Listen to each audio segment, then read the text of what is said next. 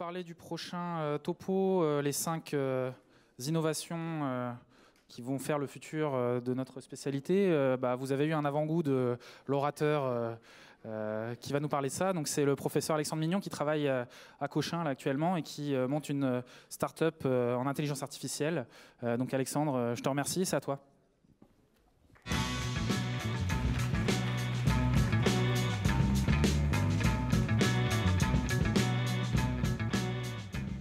Voilà, donc merci Arthur, merci pour l'invitation, je suis très content d'être avec vous, parce que c'est un format de congrès très innovant, et que les jeunes qui organisent ça, j'ai eu la chance de les avoir comme internes, et j'avais vu déjà à quel point ils étaient imaginatifs et motivés.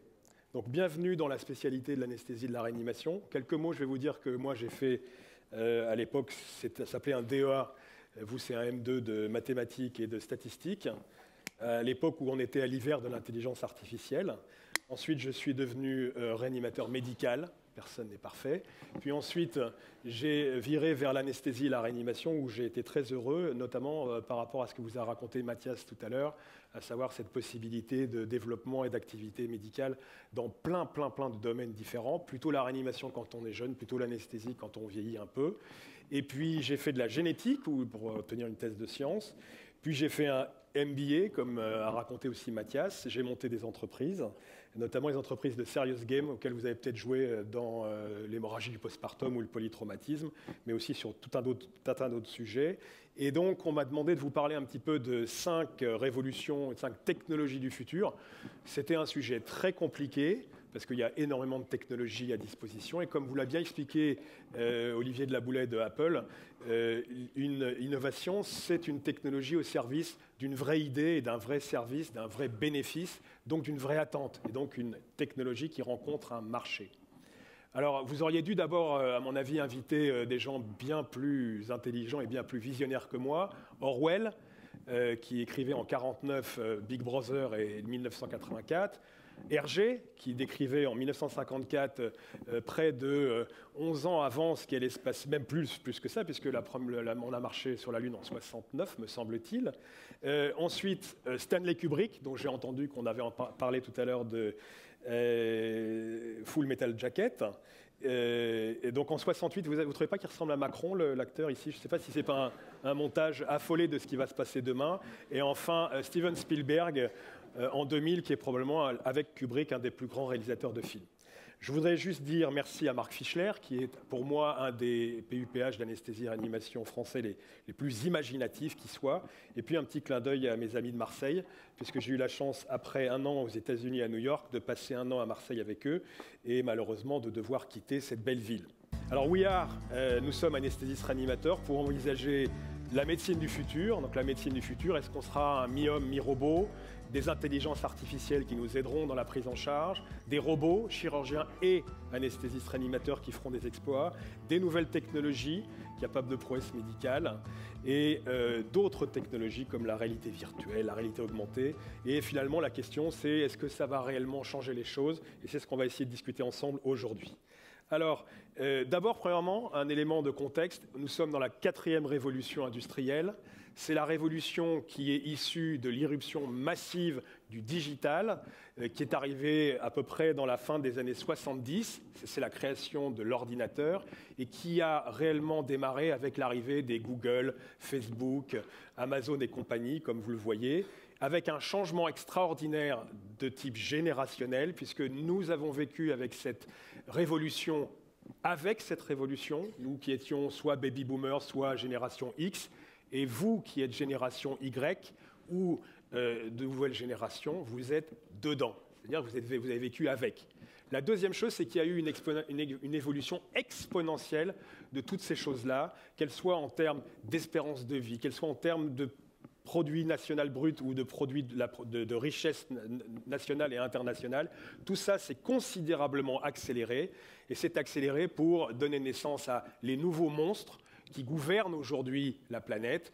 Naturellement, j'ai cité les Américains, il faudrait bien sûr ajouter les Chinois, et qui mettent en danger beaucoup de toutes nos organisations, celles qu'on a connues jusqu'à maintenant, et y compris la démocratie.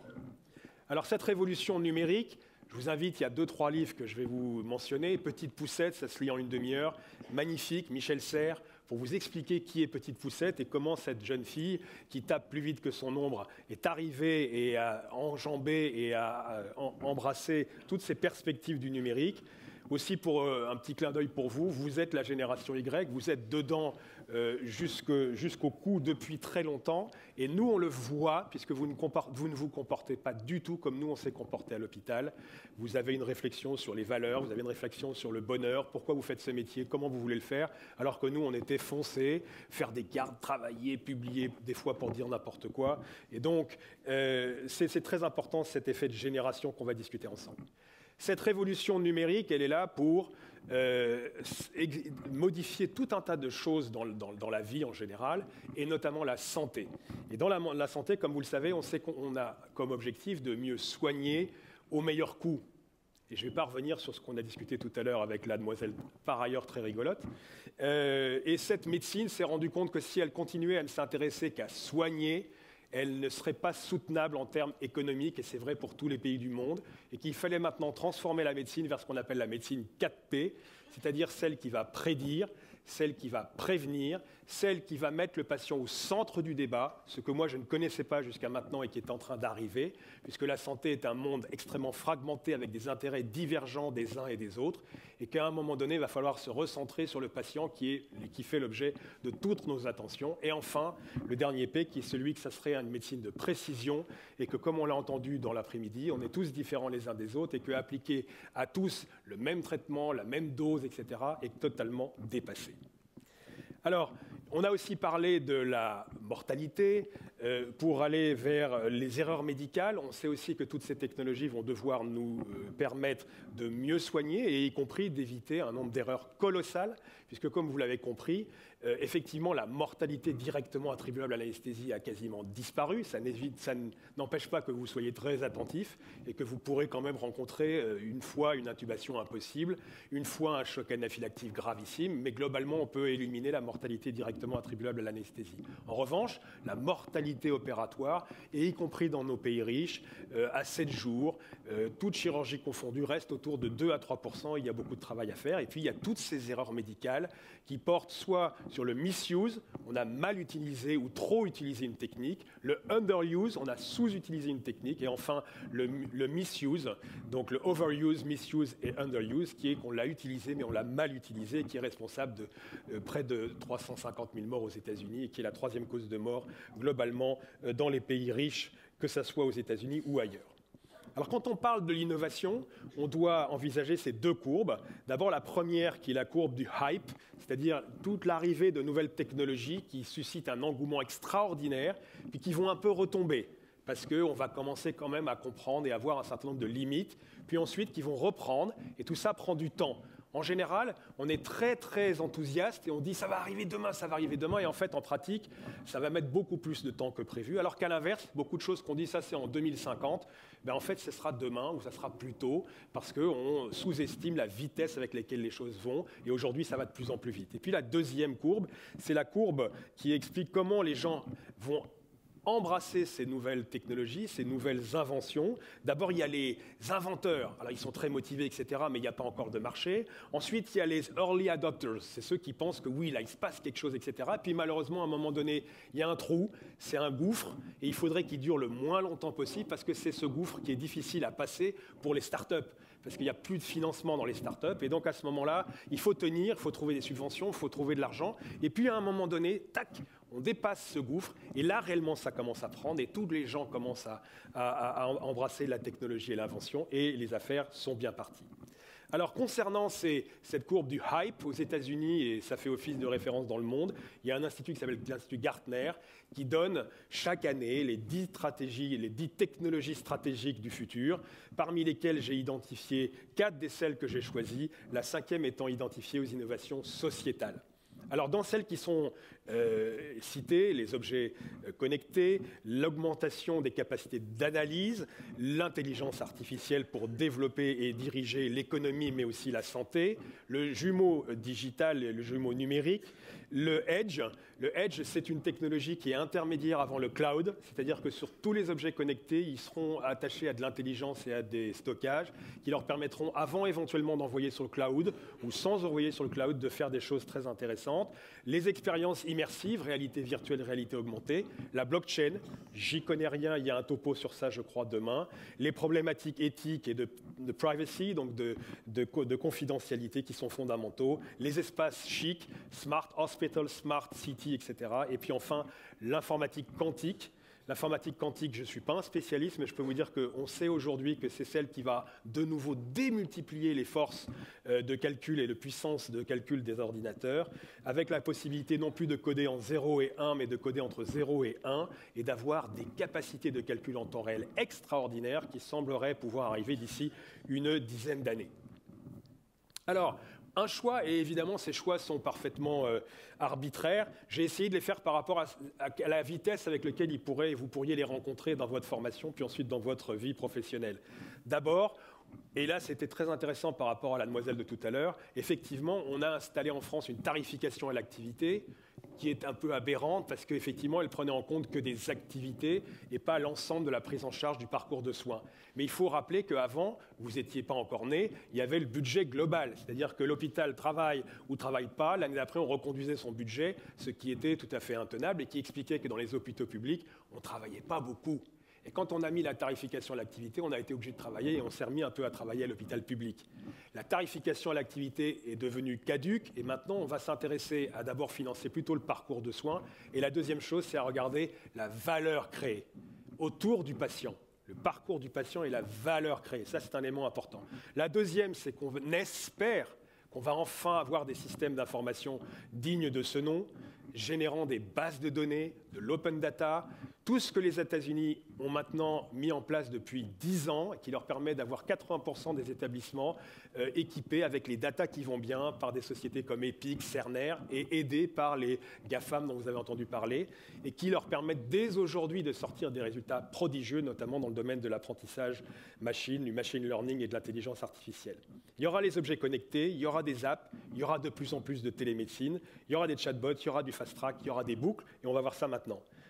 Il y a une petite vidéo pour vous. Je ne savais pas que le monsieur d'Apple vous montrerait un exemple de chez eux. Ça tombe bien. La vidéo, si vous pouvez la lancer, ça, c'est la Mayo Clinic. Vous savez que c'est un des établissements considérés comme l'établissement le plus renommé au monde.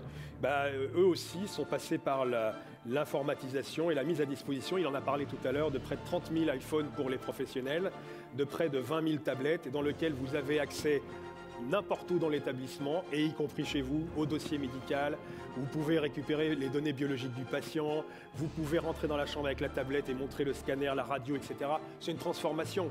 Et il faut qu'on arrive vers là, et pour l'instant c'est vrai que nos systèmes hospitaliers, dans l'état de pauvreté, de délabrement et de pauvreté aussi de leurs responsables de l'informatique, sont très très loin de ça, et j'espère que ça changera. En tout cas, c'est absolument impératif. Si on continue à fonctionner avec le DECT et avec 1 heure par jour pour faire du login password pour récupérer les Yono ou les radios, c'est impossible. On ne peut pas continuer comme ça. Donc ça, c'est les États-Unis. Alors évidemment, Apple vous montre toujours les meilleurs cas. Pour avoir travaillé 1 an aux États-Unis, ils ne sont pas tous à ce niveau-là de développement, mais il y a des choses. Les chatbots sont là. Les chatbots pourraient vous permettre de faire des consultations d'anesthésie, en tout cas de les préparer. Alors j'ai été un peu taquin en vous disant que vous pourrez leur demander d'ouvrir la bouche pour faire le classe Madame Patty, pour le café d'abord, en disant A et éventuellement en disant IA, puisque vous allez voir que l'intelligence artificielle est là. Les applications, évidemment, et les applications notamment permettant de collecter des informations chez le patient quand il est encore en intra-hospitalier, mais surtout à l'extérieur de l'hôpital, en poursuivant la surveillance et en permettant d'optimiser l'ambulatoire. Vous allez voir quelques exemples. Alors, des applications magnifiques, un objet connecté qui détecte les crises qui détecte les crises cardiaques. Moi, ça me plaît beaucoup. Ensuite, on peut voir si votre température monte. Oui, elle monte. Vous voyez qu'elle est encore connectée à un iPhone. Ensuite, éventuellement, vous êtes allé un peu trop vite en besogne et on peut surveiller la santé du bébé issu de toutes ces choses-là. Et puis enfin, n'oubliez pas quand même de vous laver les mains. Ça, c'est assez intéressant. On met des bracelets. Alors, chez Amazon, c'est comme ça qu'ils font pour vérifier que les gens ne mettent pas les mains où il ne faut pas. Ils reçoivent des petits courants électriques quand ils se déplacent. Ça devient très, très inquiétant. Et il y a des gens qui pensent qu'on va pouvoir profiter de la reconnaissance visuelle, celle qu'on met dans les voitures autonomes pour surveiller par exemple les patients dans les chambres de réanimation ou que les professionnels se lavent correctement les mains. Je vous laisse imaginer comment ça va se passer. Et enfin, un distributeur automatique qui contrôle les dossiers médicaux des patients avant qu'ils puissent acheter un Mars.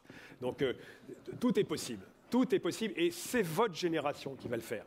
C'est votre génération parce que vous avez l'imagination, parce que vous avez la créativité et parce que les outils aujourd'hui permettent, j'en connais quelques-uns qui développent sur iOS, qui développent sur Android, etc., de faire des applications.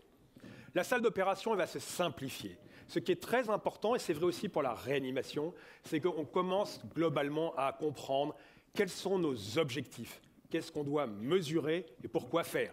Par exemple, en anesthésie, on sait maintenant très bien que laisser les gens quand même à 60 mm de mercure de pression systolique pendant 30 minutes, ce n'est pas une bonne idée. Et puis de la même façon, de les laisser à un bis à 25 ou un bis à 80, ce n'est pas non plus une bonne idée. Et aujourd'hui, on le fait avec plein de machines. Et demain, il est possible qu'on utilise la possibilité de travailler avec des machines beaucoup plus simples. Ça, c'est la machine de boucle fermée de l'anesthésie de l'école de Foch, Medsteer, mais aussi qui ferme et qui clôt la boucle autour de la monitorage de la profondeur de l'anesthésie, mais aussi des papiers comme celui-là, par un garçon que vous allez revoir souvent dans la littérature, qui s'appelle Maxime Canesson, qui était un Français génial de Lyon, et qui est parti aux États-Unis où il est maintenant professeur, et qui, lui, non seulement ferme la boucle sur la profondeur du sommeil, mais aussi sur le volume, sur le remplissage, avec des études qui sont tout à fait intéressantes. Et donc, en gros, on va pouvoir ensuite récupérer toutes ces informations pour faire des vrais dashboards, comme ils ont dans les entreprises, pour pouvoir voir ce qui va pas, des alertes actives, des checklists de crise, qui sont des checklists de crise automatisées, où il ne faudra pas chercher dans la 60e page du bouquin, etc. La machine sera, et probablement ça pourra être intégré dans les respirateurs ou dans les moniteurs. La machine identifiera la problématique, nous demandera de vérifier est-ce que vous avez bien mis le malade en 100% d'oxygène, est-ce que vous avez allégé l'anesthésie, voire l'arrêter quand ça ne va pas du tout, est-ce que vous avez appelé au secours, est-ce que vous avez fait venir le chariot d'urgence, etc., etc. Donc ça, c'est des choses qui vont se mettre en place normalement assez rapidement. D'autres choses pourront se développer, des drones pour apporter des défibrillateurs automatiques ou semi-automatiques à des premiers témoins qui auront été contactés par les nouvelles applications de bons samaritains françaises, il y en a 2 à l'heure actuelle, et puis éventuellement des ambulances drones. Alors là, on est un peu dans de la science-fiction. Pour ceux qui connaissent Pierre Carli, je doute que Pierre Carli puisse rentrer dans ce drone, qui est un peu petit, même si à l'extérieur il est grand. Donc voilà des petites choses pour sourire. Le deuxième sujet important qui va se développer, évidemment, c'est l'arrivée massive de l'intelligence artificielle, de la robotique et des interfaces homme-machine nouvelles.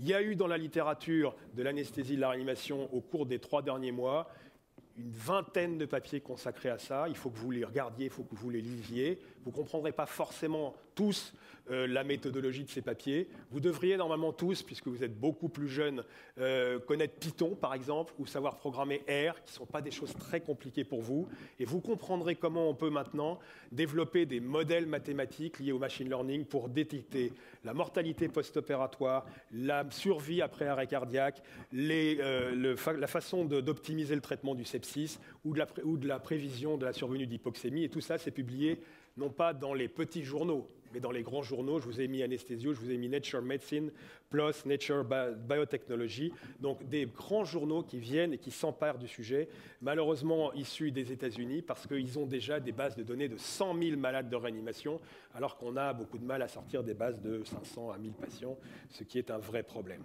Mais ça va tellement loin que Google, dès aujourd'hui, c'est Nature à nouveau, organise la collecte de données et l'analyse par machine learning de la capacité de pouvoir prédire avec une accuracy, c'est-à-dire une précision proche de l'excellence, 95%, si un patient qui rentre à l'hôpital va mourir ou non.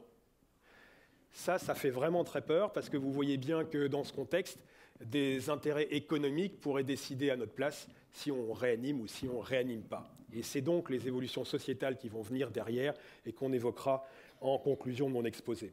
Concernant l'intelligence artificielle, je ne vais pas rentrer plus dans le détail. Demain, vous avez la chance d'avoir le premier auteur du papier de Nature Medicine, qui s'appelle Mathieu Komorowski, qui est aussi un Français qui travaille en Angleterre et qui a été aussi à la NASA, qui a signé le papier dans Nature Medicine sur les algos pour le traitement du sepsis. Il vous fera lui-même les points forts, les points faibles, peut-être qu'il n'osera pas vous en parler, mais je vais vous en donner quelques-uns. D'abord, dans le machine learning, les informations qu'on retire dépendent de la qualité des informations qu'on donne à manger à l'ordinateur, et il y a souvent des biais de données. La deuxième, c'est que corrélation n'est pas toujours, voire presque pas souvent, causalité. Et c'est fait parce que quand vous sortez après la pluie, il y a plein de grenouilles sur la route, qu'il pleut des grenouilles. La troisième, c'est qu'il y a un caractère secret et inexplicable des black box algorithmiques qui vont contre notre vision cartésienne de la médecine. Il s'est passé ça, nous avons fait une hypothèse, nous avons vérifié, nous allons traiter comme ça. Les algorithmes de machine learning, pour demain nous aider à la prise en charge, comportent pour beaucoup d'entre eux des black box, des boîtes noires qui sont un peu difficiles à utiliser par des médecins. Le quatrième point, c'est la probable ou la possible disparition de compétences et d'emplois, et aussi la problématique de comment on fera quand la machine tombera en panne. Et puis le problème de l'intuition, de l'empathie, des incertitudes, parce que le réel, ce n'est pas que des 0 et des 1, et finalement à qui appartiennent les data, les algorithmes et leurs usages. On en parlera en conclusion de mon topo. Donc toujours plus de robots dans les salles d'opération. C'est vrai pour la chirurgie, pourquoi pas pour nous? Alors c'est un peu gadget. Il y a des gens qui ont développé un robot pour intuber. Bon, sincèrement, je pense qu'à l'heure du vidéolaryngoscope, il n'y a pas vraiment besoin de faire tout ça. C'est pour ça qu'il faut toujours avoir en tête qu'une innovation, ce n'est pas une technologie seule, c'est une technologie qui répond à un besoin, ou éventuellement des machines pour faire des ponctions, pose de voies veineuses, et par exemple repérage GPS avec des échographes que vous portez dans votre poche, connectés à des iPhones, ce que vous aurez demain tous les uns et les autres. Alors, concernant la salle d'opération, elle sera plus grande, elle sera hautement technologique. On peut parfaitement imaginer que tout y sera filmé. Tout à l'heure, on a entendu parler de la boîte noire dans le bloc opératoire du Canada. Évidemment, il y aura des limites à tout ça, mais vous comprenez bien qu'équiper des appareils qui vont nous permettre demain de contrôler plusieurs salles en même temps, vous voyez ce que je veux dire, c'est-à-dire en mettant une infirmière dans chaque salle ou éventuellement des gens pas forcément aussi diplômés et de pouvoir contrôler un bloc avec des systèmes de sécurité aussi fiables que ceux qui permettraient éventuellement de faire voler des avions seuls. On peut imaginer que ça se passe comme ça dans le futur. Le troisième point, c'est les jumeaux numériques, la transformation de la formation, je ne vais pas en parler, mais elle est impactée par tout un tas de solutions de simulation. Et puis enfin, la réalité virtuelle et la réalité augmentée. Alors ça, tous les gens sont en train de travailler sur ces choses-là, par exemple dans le domaine du matériel médical, pour tester des endoprothèses. Eh bien, on part des images, on les reconstruit, puis ensuite on va tester in silico les endoprothèses qu'il faut construire pour tel ou tel modèle d'anévrisme ou de pathologie. Et même maintenant, on les imprime en 3D pour permettre à des chirurgiens de tester le modèle, sa mise en place, etc. Parce qu'une fois qu'elle est partie et qu'elle a été lâchée, c'est souvent assez difficile d'en mettre une autre, ou alors il faut la mettre à l'intérieur de la première. Alors c'est vrai pour des actes chirurgicaux, c'est vrai par exemple pour la modélisation du cœur. Aujourd'hui, chez Dassault Systèmes, qui est une de nos boîtes un peu merveilleuses en France de la 3D, ils ont reconstruit le cœur à partir d'algorithmes. Ce sont des cœurs qui sont complètement virtuels et dans lesquels ils vont mimer un bloc de branche, ils vont mimer une insuffisance mitrale, ils vont mimer des hypertrophies, des dilatations, etc. Et on voit le cœur et on peut tester et commencer à personnaliser l'approche des patients. Cette réalité de simulation, elle pourra venir en réalité virtuelle ou en réalité augmentée. Et par exemple, aujourd'hui, pour la chirurgie, mais maintenant c'est vrai aussi pour l'anesthésie, pour apprendre à mettre un cathéter, pour apprendre à intuber, pour apprendre à faire marcher une console d'ECMO, etc. On va avoir la possibilité de s'entraîner avant pour pouvoir faire des gestes qui parfois sont des gestes qu'on a à faire rarement, mais qu'on est heureux d'avoir pu faire au moins une fois avec un proctor, quelqu'un qui vous surveille, une note, une marge de progression, etc. Et ces choses-là viendront assez rapidement. Le chirurgien aussi pourra profiter de la capacité du traitement de l'image. Ça, c'est tout à fait prodigieux, notamment pour la chirurgie des organes fixes, c'est-à-dire ceux qui ne bougent plus. Évidemment, pour le cœur, pour les poumons et même pour le foie, un peu, c'est compliqué. Mais à partir du moment où vous avez fait une IRM ou un scanner, que vous l'avez reconstruit en 3D et que vous recalez les images sur le patient installé sur la table et à condition qu'il ne bouge plus, c'est la raison pour laquelle on continuera probablement à faire un peu de curare, d'ailleurs. puisque, comme vous le savez, malheureusement, le curare n'arrête ni le cœur, ni les mouvements, un peu du foie quand même, eh bien, le chirurgien pourra voir derrière sa lunette HoloLens qu'il opère, et en se déplaçant d'1 ou 2 centimètres, il pourra rentrer pour voir ce qu'il y a derrière ce qu'il voit. Ça s'appelle la réalité augmentée. Et on peut imaginer qu'en voyant ce qu'il voit un peu en arrière de ce qu'il est en train d'opérer, il puisse faire moins d'erreurs, moins de bêtises, et que demain, tout ça puisse être fait intégralement par des robots de chirurgie. Da Vinci de chez Intuitive travaille sur ça. À partir du moment où vous avez bien reconstruit l'anatomie et que vous lui mettez les petits traits où il faut inciser et où il faut coudre, un robot coudra mieux et fera une anastomose de bien meilleure qualité avec des points tous les 5 mm, bien mieux qu'un docteur, surtout à 4 heures du matin en fin de garde. Les neurotechnologies, c'est aussi un système absolument passionnant avec l'enregistrement de l'EEG et la capacité qu'on aura avec des systèmes comme le dispositif que vous voyez en bas d'Emotive, de pouvoir guider et de faire des choses en mode automatique. Vous penserez à quelque chose et ces choses-là seront réalisées.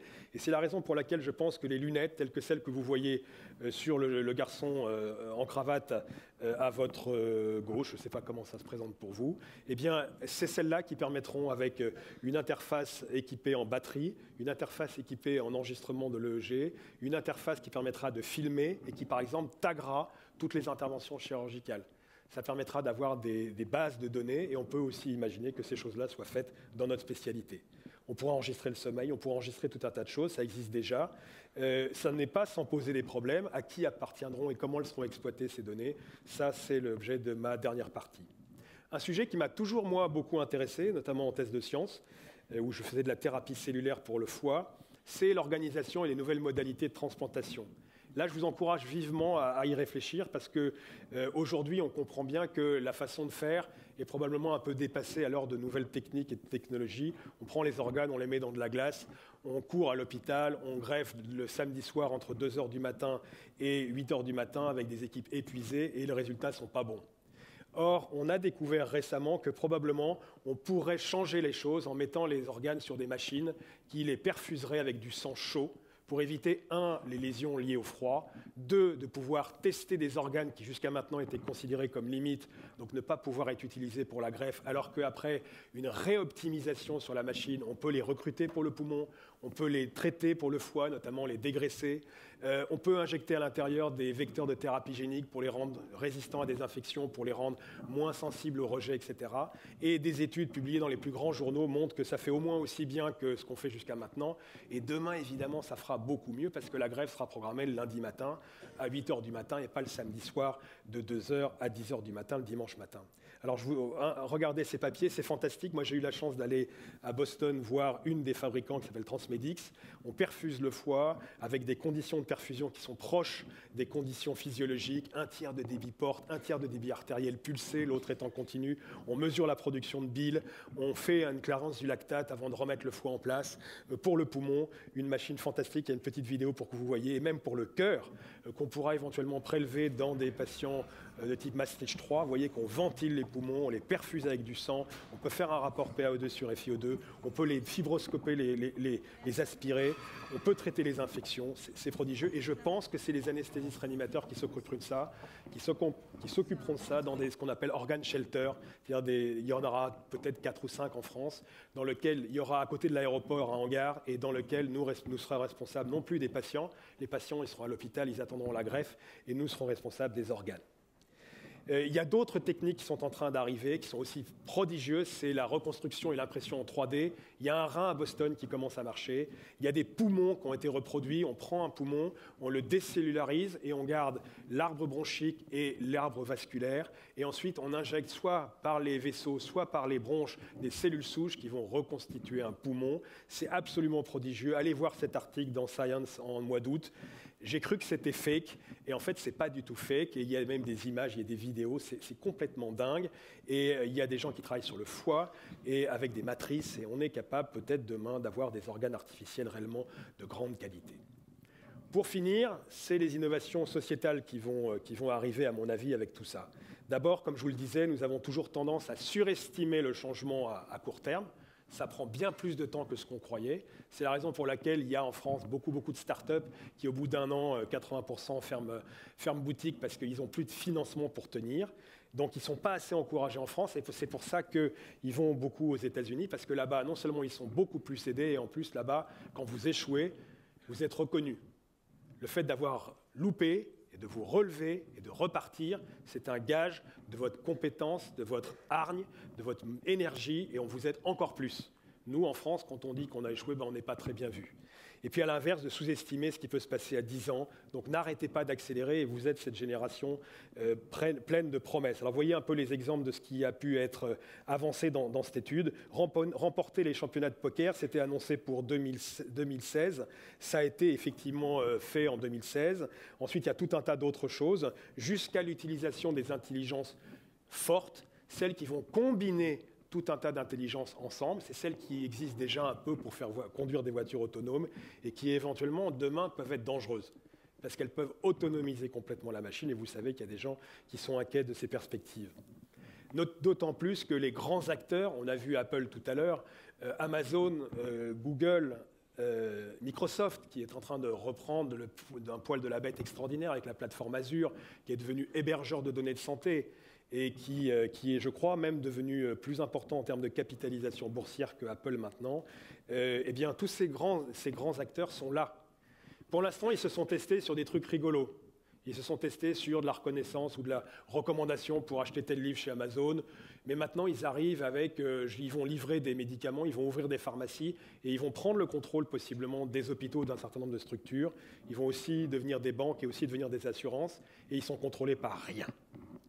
Donc ça, c'est éventuellement inquiétant. Les assureurs, de la même façon que vous avez Pay As You Drive, pour avoir une réduction de votre prime d'assurance automobile, on peut parfaitement imaginer qu'il y ait demain Pay As You Live, c'est-à-dire que votre mode de vie, la façon dont vous allez vous comporter, et comme vous serez surveillé 24 heures sur 24, vous l'êtes déjà, vous êtes déjà surveillé parce que vous avez un smartphone avec un GPS, et on sait exactement où vous êtes, et que de toute façon, tous les gens qui vous disent qu'on va anonymiser tout ça, vous mentent. On peut très facilement, avec de l'informatique, déanonymiser une base de données à partir de 3 informations. Votre ville, votre numéro IP avec lequel vous êtes connecté, et éventuellement une carte bleue ou lequel vous avez acheté le produit de votre choix ou vous avez loué un film. C'est très très simple, et en pratique, tous les gens ont information partout, et c'est extrêmement dangereux si les assureurs devaient rentrer sur ce marché-là. Et d'ailleurs, vous voyez que ça fait l'objet de cartoons très rigolos de la part des gens qui s'inquiètent de l'arrivée croissante des assureurs. Alors enfin, moi, mon espoir, et j'ai passé tout l'après-midi ici, j'ai été très enthousiaste de votre manifestation, de son nouveau format de parole, d'expression. J'ai aussi été très content de réentendre mon ami Mathias Rossignol, qui a comme moi 53 ans, et de porter tout l'espoir dans vous. Vous êtes cette nouvelle génération, vous êtes cette génération à qui maintenant on a donné du pouvoir, on a fait Empower People, on vous a en capacité. C'est à vous maintenant de reprendre les clés du camion et de faire en sorte qu'on donne un peu de sens à tout ça, parce que nous avons été la suite de la révolution industrielle, du capitalisme sauvage qui vous expose et m'expose. Jusqu'à 2100, je ne serai plus là, mais 2100, vous serez encore là, à ce que 50% de l'humanité soit exposée à, j'ai dit une bêtise, 2100, vous serez encore là. 2100, on est en quelle année là ? Excusez-moi, on est en 2018, vous serez encore là en 2100 puisque vous allez vivre plus de 100 ans, on est d'accord, ou un peu plus, disons, c'est pas grave. Ce qui est important, c'est de bien comprendre, et je vous invite aussi à regarder à lire ce papier de Nature Climate qui vient de sortir et qui indique que 50% de l'humanité sera exposée à un risque vital en rapport avec les conséquences des changements climatiques, par éruption, par tremblement de terre, par tsunami. Donc vous avez maintenant les clés du camion, on compte sur vous. On sait qu'il y aura, d'ailleurs, il y a de plus en plus de femmes. On est content parce que vous savez que les femmes soignent mieux les individus que les hommes. La différence est statistiquement significative, elle n'est pas forcément très différente sur le plan clinique, mais c'est important. Et que malheureusement, vous allez devoir faire face à cette problématique. D'abord, un hôpital en ruine. Deuxièmement, des gens qui sont pour beaucoup au bout du rouleau. Et c'est ça qui m'a un peu inquiété, c'est que ça, c'est des études qui sortent de Boston ou Massachusetts General Hospital, qui est pourtant un des établissements les plus riches, les plus dotés, etc., et dans lequel 30 à 40% des internes, des residents d'anesthésie, d'urgence, de réanimation sont en burn-out. Il y a un problème, il y a un problème. Donc j'espère que vous, en tout cas ceux qui êtes venus au congrès ici, vous n'êtes pas dans cette situation. Et sinon, pour ceux qui ne le sont pas, aidez, comme elle a dit tout à l'heure, votre voisin ou de droite ou de gauche. Et enfin, et pour finir, ce problème du burn-out est un vrai souci, mais il y a beaucoup de bonnes nouvelles dans tout ce que j'espère vous avoir convaincu pour l'avenir. Celle-là, évidemment, j'ai vu le futur, c'est pas vrai parce que je n'ai pas vu le futur, j'ai lu des choses et j'ai vu des choses, j'espère que je ne me suis pas trop trompé. On peut aller en arrière, mais ce n'est pas forcément une bonne idée. On peut aussi faire comme le score des matchs de baseball, je crois, où il y a toujours les réalistes qui gagnent les 9 premières manches, et puis à la fin de l'histoire, c'est les idéalistes qui gagnent. Et ça, c'est une bonne idée. Et comment démarre le succès? Et c'est aussi un point important. Tout à l'heure, on a parlé de team building. Et pour se sentir bien dans un environnement, il faut avoir des valeurs, il faut avoir envie de rendre service, il faut avoir envie de bien soigner les gens qu'on prend en charge. Ça, c'est fondamental. Puis il faut aussi se sentir bien. Et là, le problème qu'il y a, c'est qu'on a l'impression qu'effectivement, c'est la malveillance, on n'est pas bien au travail, on n'est pas bien à travailler ensemble pour un projet qui est éminemment intéressant et qui a beaucoup de valeur. Alors, comment démarre le succès? Avec un peu d'élan, c'est vrai, il faut être un peu aidé, et éventuellement avec des échecs, je vous ai dit ce qu'il fallait en penser, et puis à la fin, par l'amitié et par la force du groupe. Et sur ces bonnes paroles, eh bien, écoutez, je vous remercie pour votre attention.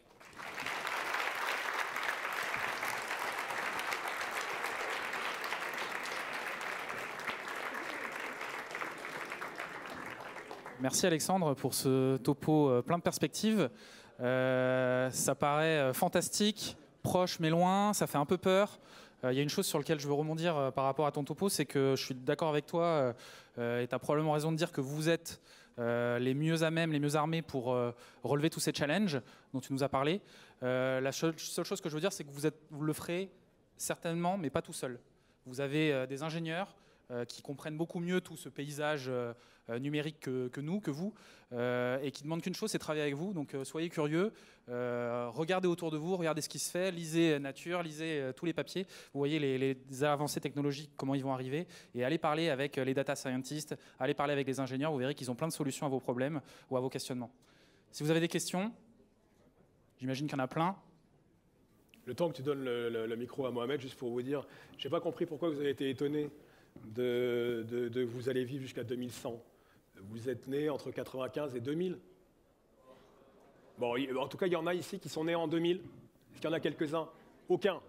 Non, 18 ans, c'est un peu jeune, d'accord. Bon, ceci étant, il y a des centenaires. Il y a des centenaires, et Jeanne Calment a vécu jusqu'à 123 ans, je crois. Donc ce n'est pas délirant de dire que quelques-uns d'entre vous connaîtront 2100. Et ce que j'espère, c'est que le moins possible d'entre vous connaîtront ces catastrophes climatiques qui sont un vrai problème. Lisez bien le papier de Nature Climate. Et si vous ne l'avez pas, vous avez Le Monde qui a fait un numéro entier magnifique sur le sujet. Mohamed de Marseille. Toujours là. Donc j'ai deux questions en fait, Alexandre. La première, tu l'as citée, mais je pense que tu n'avais pas le temps de le développer. C'est justement sur l'avenir de notre profession. Est-ce qu'il y a des spécialités qui vont disparaître, d'autres qui vont être créées? Sûrement. Quel est ton avis sur ça? Et deuxième question, pareil, tu l'as en parlant de 2100. Laura Alexandre, qui est un pionnier dans ce domaine-là de l'avenir en médecine et de l'innovation technologique dans notre domaine, disait que l'homme éternel est déjà né. Qu'est-ce que tu en penses? Alors, concernant les problématiques de Laurent Alexandre, je laisse à Laurent Alexandre toutes les bêtises qu'il raconte. Il y a sur une centaine de choses qu'il raconte, il y en a 5 ou 6 qui sont vraiment pertinentes. Le seul problème, c'est que nous, on n'est pas toujours capable de reconnaître les 6 parmi les 94 autres. Donc c'est un problème. Mais l'homme éternel, non, ça n'existe pas et ça serait une aberration. Et la vie, finalement, ne mériterait pas d'être vécue. Parce que si tu sais que tu vas la vivre ad vitam, finalement, à l'infini, pourquoi faire demain des choses que tu peux faire après-demain?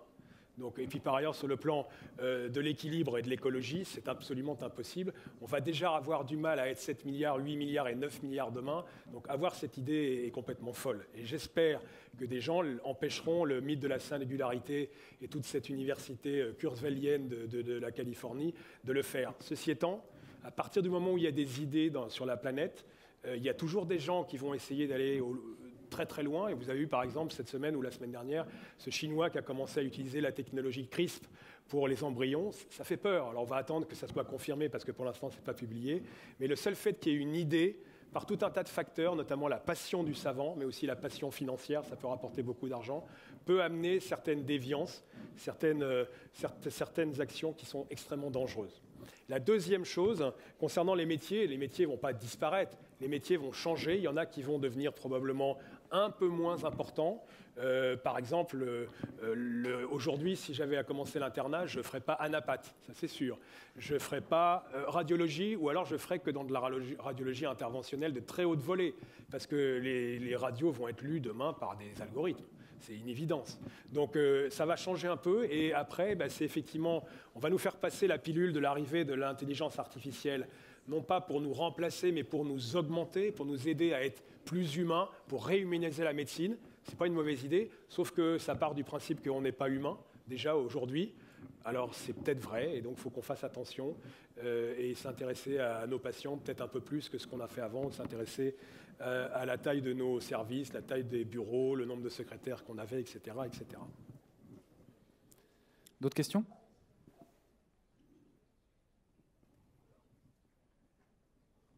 Oui, derrière ? Juste pour mon information, est-ce que combien il y en a qui savent coder en Python, par exemple? Voilà, il y en a peu, d'accord.